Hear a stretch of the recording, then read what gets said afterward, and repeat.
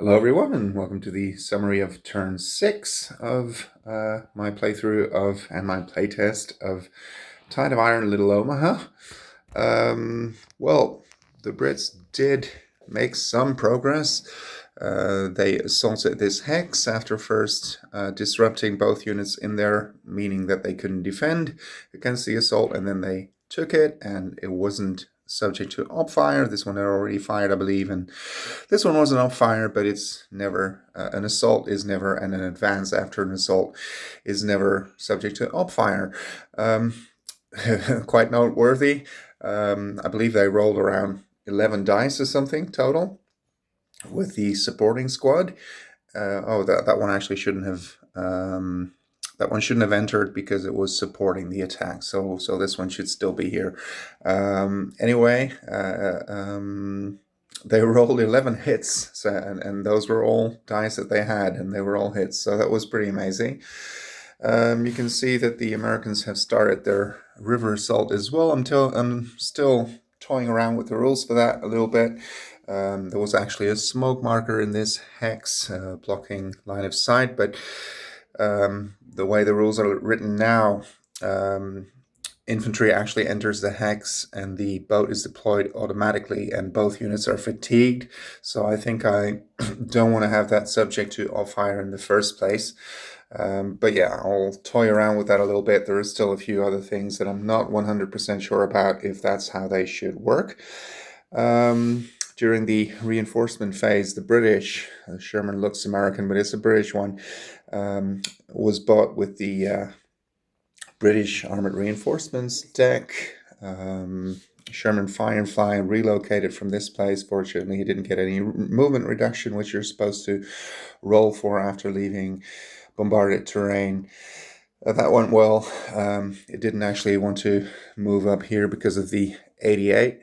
They don't have that many turns left, so yeah, they will probably have to start pushing. Again, as I said on one of the previous summaries, maybe the river assault isn't even necessary, and I do kind of want it to be. So the next playtest I'm going to do, again, it's not finished, obviously, but next playtest I'm going to try without a river assault and see what happens then, and just go straight for the bridges, because they're, well, this one at least is not that well defended. On the other hand, the Allies do need to take all 4 victory medals, so yeah. But then again, for instance, now with all those tanks available, 3 here, well, yeah, just 3, but and that's actually working out how it's intended, because the British also have a card here. Well, let me see if I can find it. Tank Company received 2 Cromwell tanks as reinforcements with the Cromwell stats, but it costs 7, and yeah, they can wait 2 turns to get 2 tanks, but yeah, maybe it's also better to get 1 tank. Then again, if they moved up here, then they would be probably fired at by the 88 if it wasn't eliminated first by the infantry. But yeah, if you have 2 tanks, then the second one won't be able to do much. And here too, of course, that is, then the Germans won't have much of a defense against it. So here too, if they move up the railroad bridge, well, yeah, once that Stug is actually taken out, yeah, they have 3 tanks and 2 units that are very dangerous to it, this one and the 88, of course, but it can only fire once, and the Germans don't have any cards that allow them to remove a fatigue token or something like that. I believe that's the morale deck. And they have the ground support deck and artillery decks. The artillery deck is still very potent. They have lots of cards left from it, which are practically all action phase cards. And they have more than enough command, so that's not going to be a problem. That might be something in one way that I would like to change as well, that the Allies have a better chance of catching up with that, but that really won't happen until they take this one from the Germans. Well, not from the Germans, because the Germans don't get these 6 points, but the Americans really need them. The Allies do. Yeah, and of course they can take some of these neutral points. This one is the most obvious one. These 2 are very, very difficult to get to because of the barbed wire, because of which move and attack. That's not what it's called. Move and fire attacks aren't really possible because you would have to halve your firepower twice. You could assault, but that's pure suicide with all these squads here, of which many tend to be an up fire. You could try to do you could try to pin them all, which might work, but then you would still have to stop, and yeah, it's just not ideal. And that's how the actual situation was. This road bridge was very difficult to capture, um, apart from the very beginnings of the battle. But I suggest you read up on that. Um, yeah, but this one is certainly doable, but they don't have that many turns left. Turns 7, 8, 9, and 10 are left, so that's 4 turns. That might still change based on more playtesting, but for the time being, that's the number of turns they have left. And of course, there's still an option for the allies to be much more aggressive, so being willing to suffer many more casualties and just get the job done, no matter what the cost. Should that turn out to be